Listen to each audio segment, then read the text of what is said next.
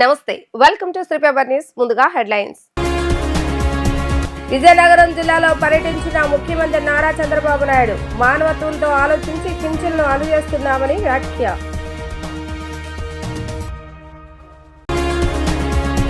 Airbus సంస్థ chairman రెన్ ఉబెర్మన్ కు మంత్రి లోకేష్ ఆహ్వానం.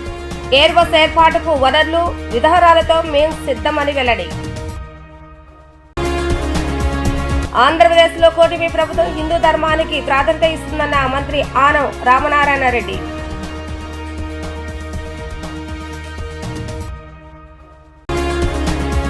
ప్రపంచంలోనే ఎక్కడా లేని విధంగా ఆర్థిక భరోసా కల్పిస్తున్నామని ముఖ్యమంత్రి నారా చంద్రబాబు నాయుడు అన్నారు. మానవత్వంతో ఆలోచించి పింఛను అందజేస్తున్నామని అన్నారు. ప్రతి నెల ఒక గ్రామానికి వచ్చి నేరుగా పర్యవేక్షిస్తున్నారని తెలిపారు. అందులో భాగంగా ఈ రోజు మీ గ్రామానికి వచ్చారని, దేశంలో 29 రాష్ట్రాలు ఉన్నాయని ఆయన స్పష్టం చేశారు. విజయనగరం జిల్లా దత్తి గ్రామంలో సామాజిక పింఛన్ల పంపిణీ కార్యక్రమంలో సీఎం చంద్రబాబు నాయుడు పాల్గొన్నారు. లబ్ధిదారులకు పింఛన్లు పంపిణీ చేసిన అనంతరం ప్రజావేదికలో గ్రామస్తులు ఉద్దేశించి ఆయన ప్రసంగించడం జరిగింది. ఈ సందర్భంగా ఆయన మాట్లాడుతూ ఉత్తరప్రదేశ్ రాష్ట్రంలో కేవలం 500 రూపాయలు మాత్రం పింఛన్ ఇస్తున్నారు. 100లో 13 మందికి సూపర్ పింఛన్లు ఇస్తున్నాం. అందులో 59% మహిళలకి అందజేస్తున్నాం. ఒక్క పింఛన్తో మాత్రం సరిపెట్టుకోలేదు. సూపర్ 6 హిట్ చేశాం. అన్ని పథకాలు అమలు చేశాం. ఆడబిడ్డలు కష్టపడకూడదని ఆనాడు దీపం పథకం ద్వారా గ్యాస్ సిలిండర్లు ఇచ్చా. ఈనాడు ఉచితంగా ఏడాదికి 3 గ్యాస్ సిలిండర్లు ఇస్తున్నాం. స్త్రీశక్తి పథకం ద్వారా ఏడాది ఆగస్టు 15 నుంచి మహిళలకు ఉచిత ప్రయాణం కల్పించాం. రాష్ట్రంలో ఎక్కడికైనా ప్రయాణం చేయొచ్చు. పథకం ప్రారంభించిన 45 రోజులు రాష్ట్ర వ్యాప్తంగా 10 కోట్ల మంది మహిళలు ఉచితంగా ప్రయాణం చేశారు. డ్వాక్రా సంఘాలు తీసుకొచ్చింది తెదాపా ప్రభుత్వం. డ్వాక్రా రుణాలు తీసుకున్న ఆడబిడ్డలు తిరిగి కడుతున్నారు.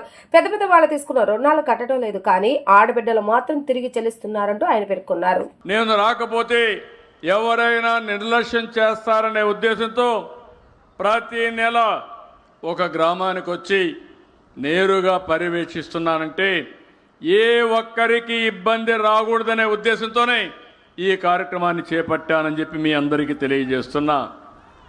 రాష్ట్రంలో, దేశంలో 29 రాష్ట్రాలున్నాయి. ఉత్తరప్రదేశ్ మనకంటే 3 రెట్లు ఎక్కువ ఉంది. పెద్ద రాష్ట్రం.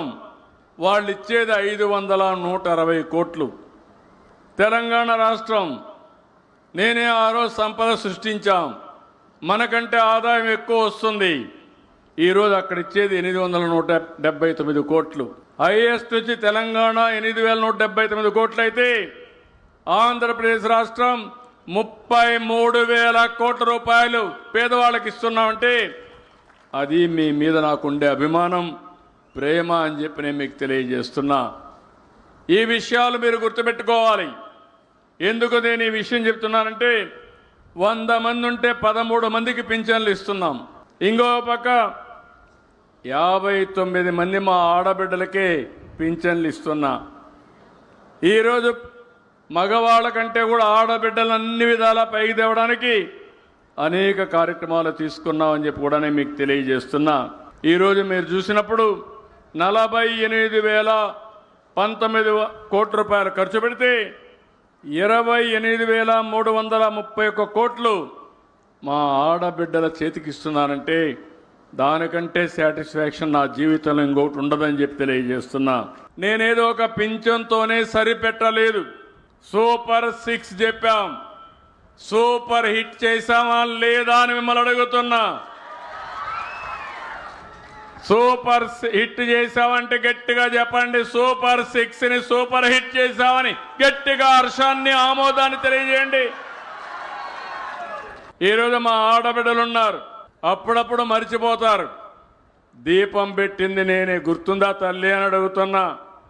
98, 99లో నా తల్లి పడిన కష్టం పడకూడదని నా ఆడబిడ్డలకు మొట్టమొదటిసారిగా దీపం సిలిండర్లు ఇచ్చా. అవునా కాదా అని అడుగుతున్నా ఇక్కడ ఆడబిడ్డలందరినీ.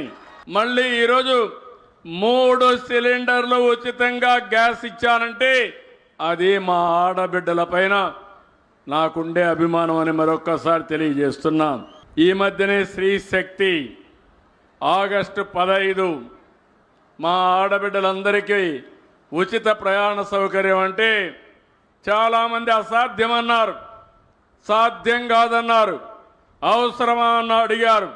నేను ఒకే మాట చెప్పాను, చెప్పింది చేసి చూపిస్తానని. స్త్రీ శక్తి కింద మీకు రాష్ట్రంలో ఎక్కడైనా ప్రయాణం చేయొచ్చు. ఈరోజు ఆగస్టు 15న ప్రారంభిస్తే 45 రోజులు 10 కోట్ల ప్రయాణాలు చేశారు. ఇది ఒక వినూత్నమైన అనుభవం. ఒకప్పుడు 10 లక్షల మందే రోజుకు బస్సులు ఎక్కేవాళ్ళు. ఈరోజు డబల్ అయిపోయింది, 21 లక్షలు ఎక్కుతున్నారు. మా తల్లి నవ్వుతా ఉంది. నేనే డాక్రా సంఘాలు పెట్టాను.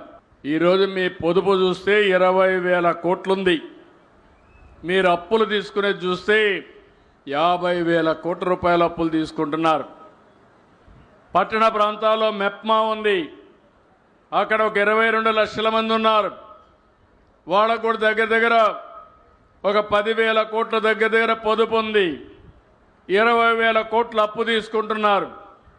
మళ్ళీ తిరిగి కట్టడంలో పెద్ద వ్యాపారస్తులు కట్టలేదు, కానీ నీతిగా ఉండే మా ఆడబిడ్డలు మాత్రం తిరిగి కట్టే సాంప్రదాయానికి కట్టుబడి ఉన్నారు.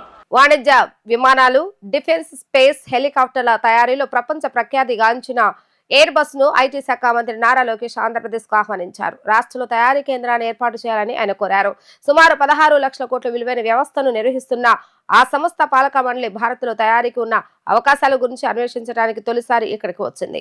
ఎయిర్ బస్ చైర్మన్ రెనే ఓవెర్మన్ తో పాటు ఆ సంస్థ ఇండియా, దక్షిణాసియా ప్రెసిడెంట్, మేనేజింగ్ డైరెక్టర్ల ఆధ్వర్యంలో భారత్ కు వచ్చిన డైరెక్టర్ల బోర్డును కలిసేందుకు లోకేష్ ఢిల్లీకి వచ్చారు. కేంద్ర పౌర విమానయాన శాఖ మంత్రి కె రామ్మోహన్ నాయుడుతో కలిసి వారితో సమావేశమయ్యారు. ఏపీలోని వనరులు, పెట్టుబడుల అవకాశాల గురించి వివరించారు. రాష్ట్రంలో ప్రపంచ స్థాయి ఏరోస్పేస్ తయారీ కేంద్రంతో పాటు అనుబంధ సప్లై చైన్ సులభంగా ఏర్పాటు చేసుకునేందుకు ఉన్న అవకాశాల గురించి ప్రజెంటేషన్ ఇచ్చారు. ఎయిర్ బస్ తయారీ యూనిట్ ఏర్పాటుకు ఆంధ్రప్రదేశ్ అన్ని రకాలుగా అనుకూలంగా ఉందని తెలిపారు. ప్రపంచ ఏరోస్పేస్ రంగంలో అత్యున్నత నాణ్యతా ప్రమాణాలకు చిహ్నం ఎయిర్ బస్ అని పేర్కొన్నారు. సంక్లిష్టమైన దాని తయారీకి అవసరమైన పూర్తిస్థాయి సౌకర్యాలను కల్పించేందుకు ఆంధ్రప్రదేశ్ సంసిద్ధంగా ఉందని ప్రకటించారు. ఆంధ్రప్రదేశ్ లో కూటమి ప్రభుత్వం హిందూ ధర్మానికి, సాంప్రదాయాలకు అత్యంత ప్రాధాన్యత ఇస్తుందని రాష్ట్ర దేవాదాయ శాఖ మంత్రి ఆనం రామనారాయణ రెడ్డి తెలిపారు. రాష్ట్రంలోని 5,600 ఆలయాల్లో దీప నైవేద్యాల కోసం 10,000 చొప్పున ఆర్థిక సహాయాన్ని విడుదల చేస్తున్నామని ఆయన ప్రకటించారు.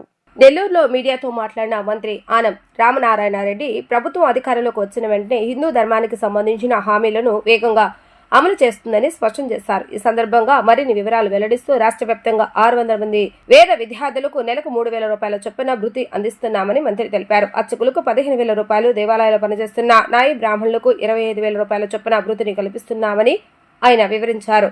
దేవాలయ ట్రస్ట్ బోర్డులలో నాయి బ్రాహ్మణులకు సభ్యులుగా అవకాశం కల్పించిన విషయాన్ని ఆయన గుర్తు చేశారు. వాసవి కనక పరమేశ్వర అమ్మవారి ఉత్సవాలను రాష్ట్ర పండుగగా ప్రకటించామని పేర్కొన్నారు. దేవాలయాల ఆస్తుల పరిరక్షణ తమ ప్రభుత్వ ప్రధాన కర్తవ్యమని మంత్రి ఆనం ఉద్ఘాటించారు. ఇందుకోసం స్పెషల్ చీఫ్ సెక్రటరీ, డీజీపీలతో ఒక ప్రత్యేక కమిటీని ఏర్పాటు చేసినట్లుగా తెలిపారు. గత 5 ఏళ్లు జగన్ పాలనలో హిందూ సాంప్రదాయాలను పూర్తిగా భ్రష్టు పట్టించారని ఆయన తీవ్రంగా విమర్శించడం జరిగింది. కూటమి ప్రభుత్వం అధికారంలోకి వచ్చాక హిందూ ధర్మానికి సంబంధించిన ఇచ్చిన హామీల్లో ఇప్పటికే 98% పూర్తి చేసిందని ఆయన స్పష్టం చేశారు. ఇంద్రకీలాద్రి కొండపై కొలువు తీరిన శ్రీ దుర్గా మల్లేశ్వర స్వామి దేవస్థానంలో దసరా నవరాత్రులు ఎంతో వైభవంగా జరుగుతున్నాయి. 10వ రోజు శ్రీ మహిషాసుర మర్దినీదేవి అలంకరణలో ఉన్న దుర్గాదేవిని దర్శించుకునేందుకు భక్తులు పెద్ద ఎత్తున పోటెత్తారు. శ్రీ దుర్గా మల్లేశ్వర స్వామి దసరా ఉత్సవాల కమిటీ కుటుంబ సభ్యులు అమ్మవారికి సారె సమర్పించారు. ఈ 10 రోజుల పాటు అమ్మవారి సన్నిధిలో భక్తులకి అనేక సౌకర్యాలను అందించిన ఉత్సవ కమిటీ సభ్యులు అమ్మవారికి ఎంతో భక్తి శ్రద్ధలతో పవిత్రమైన సారెను సమర్పించడం జరిగిందని దేవస్థాన చైర్మన్ గాంధీ తెలిపారు. 32 మంది కమిటీ సభ్యులు అమ్మవారికి పళ్ళు, స్వీట్స్ తో పాటు పట్టు వస్త్రాలు అందజేయడం జరిగిందని పేర్కొన్నారు.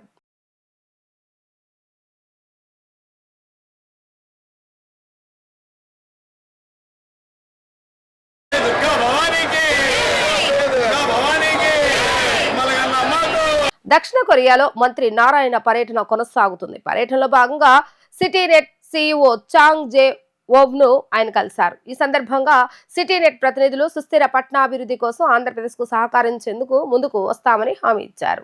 మున్సిపల్ శాఖ మంత్రి నారాయణ దక్షిణ కొరియాలో పర్యటన కొనసాగిస్తున్నారు. పర్యాటక 4వ రోజులో భాగంగా ఆయన సియోల్ సమీపంలో జరుగుతున్న స్మార్ట్ లైఫ్ వీక్ ఎక్స్పో 2025ను సందర్శించారు. సిఐడి కమిషనర్ కన్నాబాబు కూడా ఆయనతో పాటు ఉన్నారు.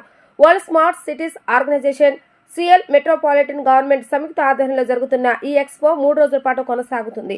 ఫ్యూచర్ సిటీస్ థీమ్ కింద ఆర్టిఫిషియల్ ఇంటెలిజెన్స్, రోబోటిక్ టెక్నాలజీ ఆధారంగా భవిష్యత్ నగరాల నిర్మాణం, ప్రజల సుస్థిర జీవనంపై ప్రత్యేక చర్యలు జరుగుతున్నాయి. ఈ ఎక్స్పోలో ప్రపంచవ్యాప్తంగా 200 నగరాల నుంచి 30 ప్రముఖ కంపెనీలు వస్తుండటంగా దాదాపు 60,000 మంది హాజరయ్యారు.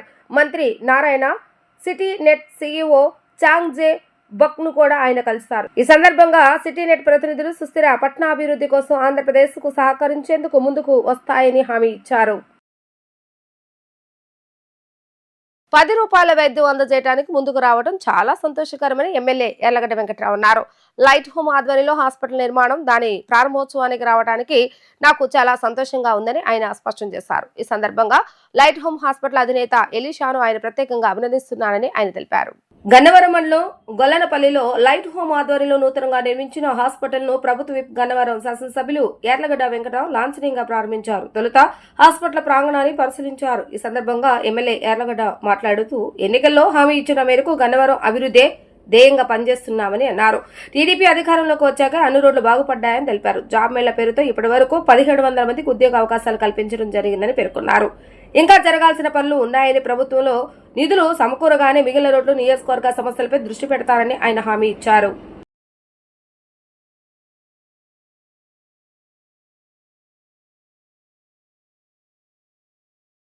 గొల్లనపల్లి గ్రామంలో ఎలీషా గారి ఆధ్వర్యంలో లైట్ హోమ్ సంస్థ ద్వారా ఫ్యూచర్లో దీన్ని 50 బెడెడ్ హాస్పిటల్గా చేద్దామన్న సదుద్దేశంతో ప్రస్తుతానికి 2 డాక్టర్లను హైర్ చేసి 10 రూపాయల నామమాత్ర ఫీజుకి, అలాగే 50% ల్యాబ్ వర్క్కి, ఎన్ని బ్లడ్ టెస్ట్ కింద సగం ధరకే ఛార్జ్ చేసి పేద ప్రజలకి సేవ చేయాలని సదుద్దేశంతో చేద్దామని ఎలీషా గారికి మనస్ఫూర్తిగా అభినందిస్తూ, అలాగే రాబోయే కాలంలో గన్నవరంలో సిహెచ్సి సెంటర్ని డిస్ట్రిక్ట్ సెంటర్గా మార్చే ఆలోచన ప్రభుత్వాన్ని తెలియజేసే పరిస్థితి. అలాగే మొన్న ముఖ్యమంత్రి గారు 7,90,00,000 గ్రీనరీ గురించి నేను గత సంవత్సర కాలంగా అడిగినందుకు ఆ నిధులు కేటాయించి టెండర్ వేసిన పరిస్థితి. ముఖ్యమంత్రి గారు దానికి ధన్యవాదాలు తెలియజేస్తూ, అలాగే మల్లవల్లి ఎస్సీజెడ్కి కానీ ఇక్కడ వీరపనేనిగూడెంలో 2 ఎంఎస్ఎంఈ పార్క్కి రాష్ట్రం మొత్తం ఒకటే ఉంటే మన దగ్గర 247 ఎకరాల పొలం నేను అడిగిన తలపు ఇచ్చినందుకు, దానికి కూడా 9 కోట్ల రూపాయలు కేటాయించినందుకు గౌరవ ముఖ్యమంత్రి గారికి ధన్యవాదాలు తెలియజేస్తాను. గన్నవరం నియోజకవర్గ ప్రజల సమస్యలే ఎజెండాగా, గన్నవరం అభివృద్ధి జెండాగా, గన్నవరం అభివృద్ధి దిశగా పరుగులు తీపిద్దామన్న ఉద్దేశంతో పనిచేస్తున్నా. కూటమి నాయకులు, ఎన్డీఏ నాయకులు, తెలుగుదేశం పార్టీ, జనసేన, బీజేపీ నాయకుల కార్యకర్తల సహకారంతో ఈ నియోజకవర్గాన్ని డెఫినెట్గా ముందుకు తీసుకెళ్లాల్సిన అవసరం ఉంది. ఇంటర్నేషనల్ ఎయిర్పోర్ట్ నియోజకవర్గంగా ఆ స్థాయిలో నేషనల్ హైవే బారు సర్వాంగసుందరంగా ఉన్న పక్క గ్రామాల్లోకి వస్తే రోడ్లు బాగుని పరిస్థితి. గొల్లనపల్లిలో కూడా అట్లాగే చెక్కవరంలో రోడ్డు రాబోయే వారంలో శంకుస్థాపన చేస్తాం. దాదాపు 2,80,00,000 రూపాయలు. అది ఇంకా నియోజకవర్గంలో చాలా వరకు 85% గుంటలు పూడ్చే కార్యక్రమం పూర్తి చేసాం. కానీ చేసిన 85% కన్నా చేయని దాని గురించి ప్రజలు మాట్లాడే పరిస్థితి ఉంటుంది. ఈ నియోజకవర్గంలో మీకు పొలం ఇచ్చింది, మీకు స్థలం ఇచ్చింది, మీరు ఇండస్ట్రీ పెడతారని, మా నియోజకవర్గ ప్రజలకి ఉద్యోగ ఉపాధి అవకాశాలు, నిరుద్యోగ యువత కల్పిస్తారనే నేను పనిచేస్తున్నా తప్ప గడిచిన 15 మాసాలుగా. గత వైసీపీ ప్రభుత్వం 89,5 లక్షలకు పెంచిన చంద్రబాబు నాయుడు గారు మళ్ళీ 16,5 లక్షలకే ఇచ్చినందుకు ముఖ్యమంత్రికి ధన్యవాదాలు తెలియజేస్తూ, ఆ 16,5 లక్షలకే ఇచ్చిన వాళ్ళకి వాళ్ళు ఎట్టి పరిస్థితుల్లో కంపెనీలు స్టాప్ చేస్తారు. అలాగే అశోక్ లేలాండ్ కంపెనీని కూడా మనస్ఫూర్తిగా అభినందిస్తున్నాం. వాళ్ళు 900 మందికి ఉద్యోగాలు ఇచ్చారు. నేను అడిగిన గన్నవరం నియోజకవర్గ ప్రజలకు మాత్రం ఉద్యోగ ఉపాధి అవకాశాలు కల్పించండి. మీ దగ్గర నుంచి నేనేమి కోరను, నేనేమి కిక్ బ్యాక్లు తీసుకునే నేచర్ నాకు లేదు. ప్రభుత్వం నుంచి ఏ అనుమతులు కావాలన్నా మీకు తెస్తానని నా మాట మీద నమ్మి హోసూర్ ఎండి దగ్గర నుంచి అందరూ వచ్చి, చెన్నై హెడ్ గాని వచ్చి ఇక్కడ అశోక్ లేలాండ్ మళ్ళీ బ్యాక్ వచ్చింది. 900 మందికి ఉద్యోగ ఉపాధి అవకాశాలు ఇవాళ కల్పిస్తున్నారు. ఇవాళకి రాబోయే 3-4 మాసాల్లో మళ్ళీ గన్నవరం నియోజకవర్గానికి సంబంధించిన ఫస్ట్ ప్రియారిటీస్ గన్నవరం నియోజకవర్గానికి సంబంధించి 1,200 నుంచి 1,400 ఉద్యోగాలు రాబోతున్నాయి. అలాగే ఇంకా మీకు చెప్తా ఉంటే ఇప్పుడు ఆ రోజున కన్నా ఈ రోజుకున్న ఎంప్లాయ్మెంట్ నిరుద్యోగ యువతకి 8,000 పైన, 7,500, 8,000 పైన. నేను జాబ్ మేళ ప్రసాదంపాడులో 18 లక్షల సొంత డబ్బులు పెడితే వచ్చిన 1,748 ఉద్యోగాల గురించి నేను మాట్లాడలేదు. హెచ్సిఎల్ కంపెనీ హైర్ చేసిన 150 ఉద్యోగాల గురించి నేను మాట్లాడలేదు. మీరు వీరపనేనిగూడెం ఎస్సీజెడ్లో ఎంతమంది పనిచేశారు, ఇవాళ మల్లవల్లి ఎంతమంది పనిచేస్తున్నారు, రేపు పొద్దున్న రాబోయే కాలంలో 327 కంపెనీలు ఈ రిజిస్ట్రేషన్ అయిపోవచ్చినాయి. ఆ కంపెనీ వచ్చిన మిగతా అన్ని కంప్లీట్ అయినాక 472 మంది కంపెనీలు స్థాపిస్తే ఎంతమంది ఉద్యోగులకి అవకాశాలు లభిస్తాయో మీడియా ద్వారా మీరు కూడా తెలియజేసిన అవసరం ఉంది. అలాగే స్కిల్ డెవలప్మెంట్ సెంటర్ ద్వారా ప్రతి 3 నెలలకు ఒకసారి ప్రభుత్వం నిర్వహించే అన్ఎంప్లాయ్మెంట్ దానికి మా ఆఫీస్లో 613 రెజ్యూమ్లు ఉన్న పరిస్థితి మనం పంపించాం. కొంతమందికి 2 రోజుల క్రితం అసెంబ్లీ ఉండడం వల్ల నేను దానికి రాలేదు, కానీ లేకపోతే ఆ జాబ్ మేళకు వచ్చేవాడిని.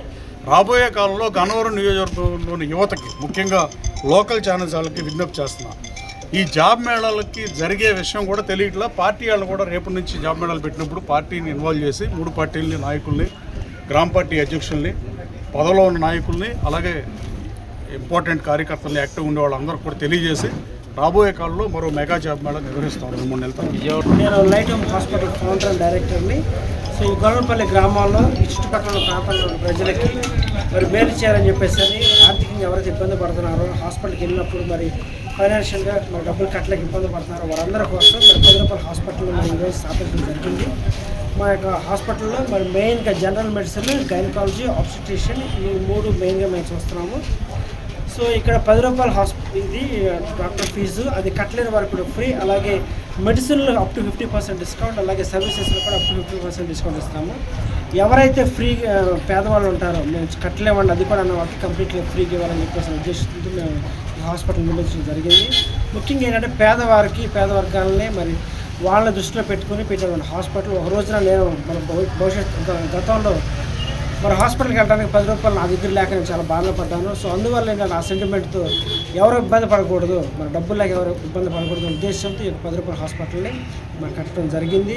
ఈ యొక్క హాస్పిటల్ పేద వర్గాలకి, ముఖ్యంగా ఏంటంటే చుట్టుపక్కల ఉన్న ప్రాంతాల ప్రజలకి ఉపయోగపడుతుందని చెప్పేసి మేము బాగా అనుకుంటున్నాం. ఓపీ ఫీజు ఎంత అండి? ఓపీ ఫీజు 10 రూపాయలు. 10 రూపాయలు. మిగతా ల్యాబ్ దాంట్లో కానీ మెడిసిన్లో కానీ కన్సెషన్ ఇస్తారా? వాటిల్లో కూడా అప్ టు 50% వరకు కన్సెషన్ ఇస్తాము. మెడిసిన్లో కూడా అప్ టు 50% వరకు కన్సెషన్ ఇస్తాము. పూర్తిగా పేదవారు అనే వాళ్ళకి కంప్లీట్లీ ఫ్రీ అన్నమాట.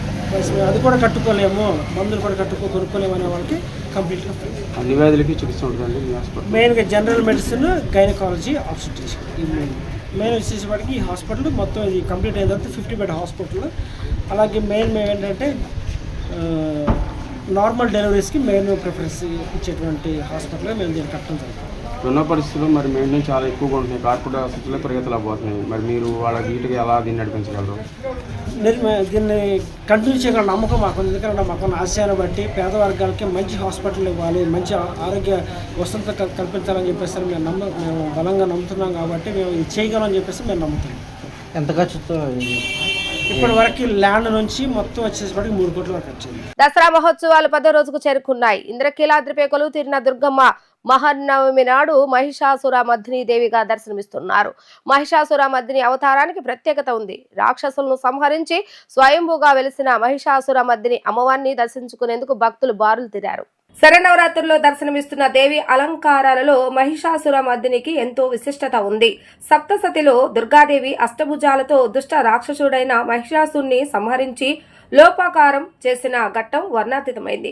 సింహవాహినిగా రూపొందిన శక్తి వికటాటహాసం చేసి మహిషాసుని సేనాపతులైన చిక్షురుడు, చామరుడు, ఉదద్రుడు, భష్కులుడు, బేడాలుడు వంటి రాక్షసులందరినీ సంహరించింది. ఆ తర్వాత జరిగిన యుద్ధంలో ఆ దేవి అవలీలగా మహిషాసుని చంపి అదే స్వరూపంతో కీలాద్రిపై స్వయంభూ అయింది. రౌద్రులోని అమ్మను శాంతింపజేసేందుకు ఇంద్రుడు తపస్సు చేశారు. అష్టభుజాలతో అవతరించి సింహవాహిని అయి దుష్టుడైన మహిషాసుని సంహరించింది. అమ్మవారి సహజ స్వరూపం ఇదే. మహిషాసుర మర్దిని దర్శించుకుంటే అర్షడ్వర్గాలు నశిస్తాయని సాత్విక భావం ఏర్పడుతుంది. సర్వదోషాలు పటాపంచులై ధైర్యం, స్థైర్యం, విజయాలు చేకూరుతాయని భక్తుల విశ్వాసం. దసరా వేడుకలు ముగియనందున ఇంద్రకీలాద్రికి భక్తుల తాకిడి పెరిగింది. మహిషాసుర మర్దిని దర్శించుకుంటే దసరా రోజు రాజరాజేశ్వరిని కూడా దర్శించుకోవాలనే నానుడి భక్తులు ఇప్పటికీ నెలకొని ఉంది. శ్రీమాత్రే నమః. రక్తాంబుజాసనగదాం మాయాబీజస్వరూపిణీం మహాలక్ష్మీం భజే దేవం మహిషాసురమర్దినీం. ఈరోజు ఇంద్రకీలాద్రి మీద వేయించేసినటువంటి కనకదుర్గాంబ మహిషాసురమర్దిని స్వరూపంతో మనకు దర్శనమిస్తూ ఉన్నారు. అమ్మవారి యొక్క ఈ దివ్యమంగళ స్వరూపం త్రిశక్తి స్వరూపాలలో ఒక స్వరూపం మహాలక్ష్మీదేవి. అంటే అమ్మవారి యొక్క అసలైనటువంటి నామం మహాలక్ష్మి. అనేక కాంతులన్నీ కూడా రూపుదిద్దుకొని అమ్మవారుగా రూపొందింది. కాబట్టి ఈ అమ్మవారికి మహాలక్ష్మి అని తన నామధేయంగా అమ్మవారే స్వయంగా చెప్పింది.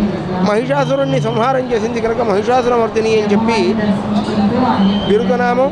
కాబట్టి అమ్మవారి యొక్క సందర్శనం అనేటువంటిది మరి చాలా విశేషమైనటువంటి శాంతి సౌఖ్యాలను ప్రసాదించేటువంటి రూపం. మహిషాసురుడిని సంహారం చేసి దేవతలందరికీ కూడా అమ్మవారు వరమిచ్చింది. సమస్త అభీష్టాలను నెరవేరుస్తానని అమ్మవారు చెప్పింది కాబట్టి ఆ అమ్మవారి యొక్క దర్శనం చేత సమస్త జనులు కూడా సమస్త అభీష్టాలు కూడా నెరవేరి సమస్త సన్మంగళములను కూడా పొందగలరు. శ్రీమాత్రే నమః. ఇంద్రకీలాద్రి అమ్మవారిని కృష్ణరాజు సతీమణి శ్యామలాదేవి దర్శించుకున్నారు. ఈ సందర్భంగా ఆమె మాట్లాడుతూ అమ్మవారిని దర్శించుకోవడం చాలా సంతోషంగా ఉందని ఆమె అన్నారు. ప్రతి ఏడాది కన్నా ఏర్పాట్లు చాలా బాగున్నాయని ఆమె ఈ సందర్భంగా తెలిపారు. కృష్ణరాజు గారు ఉన్నప్పుడు ఆయనతో కలిసి ప్రతి ఏడాది కుంకుమ పూజ చేసుకునేదాన్ని అని ఆమె తెలిపారు. అమ్మవారి మా ఎలువేల్పని ఆమె అన్నారు. ఏర్పాట్లు చాలా అద్భుతంగా ఉన్నాయని పేర్కొన్నారు. దర్శనం ఎలా జరిగింది? చాలా బాగా జరిగిందమ్మా, చాలా అద్భుతంగా. ఇక్కడ అసలు ఈ సంవత్సరం భక్తులను చూస్తే నాకు ఎంత ఆశ్చర్యం వేస్తుందంటే ఈ ప్రభుత్వం చాలా అద్భుతంగా చంద్రబాబు నాయుడు గారు వచ్చాక అసలు విజయవాడే కలకల్లాడిపోతుంది. అంత అద్భుతంగా అమ్మవారి దర్శనాలకి ప్రతి మహిళ ఈరోజు నేను చూసాను కదా, 35 దగ్గర నుంచి ఎన్ని వేల మంది వచ్చారు అంటే అంత బాగా ఏర్పాట్లు చేశారు. ఫ్రీ బస్సులు వేశారు, స్త్రీలకు ఎవరికి ఇబ్బంది లేకుండా. దానివల్ల అందరూ అంతమంది రాగలిగారు. ఇయర్ చాలా అద్భుతమైన ఏర్పాట్లు చేశారు. ఏ ఇబ్బంది ఎవరికి జరగకుండా నేను కూడా చక్కగా వెళ్ళి అమ్మవారిని మంచిగా దర్శనం చేసుకున్నాను. ఈ విజయదశమికి మీ అందరూ బాగుండాలని మనస్ఫూర్తిగా కోరుకుంటున్నాను. అమ్మవారి ఆశీస్సులు కూడా అందరికీ ఉంటాయి. మీ అందరికీ విజయదశమి శుభాకాంక్షలు. వార్తలు ముగించే ముందు హెడ్లైన్స్ మరొకసారి. విజయనగరం జిల్లాలో పర్యటించిన ముఖ్యమంత్రి నారా చంద్రబాబు నాయుడు మానవత్వంతో ఆలోచించి పింఛన్లు అందజేస్తున్నామని వ్యాఖ్య.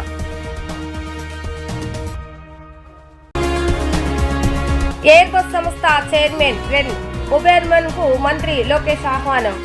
ఎయిర్ బస్ ఏర్పాటుకు వనరులు విధానాలతో మేం సిద్ధమని వెల్లడి. ఆంధ్రప్రదేశ్ లో కూటమి ప్రభుత్వం హిందూ ధర్మానికి ప్రాధాన్యత ఇస్తుందన్న మంత్రి ఆనం రామనారాయణ రెడ్డి.